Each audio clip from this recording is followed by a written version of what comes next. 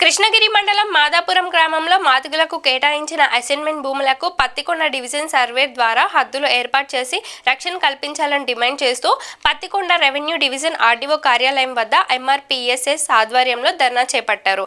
అనంతరం ఆర్డీఓ భారత్ నాయక్కి వినతి పత్రం సమర్పించారు.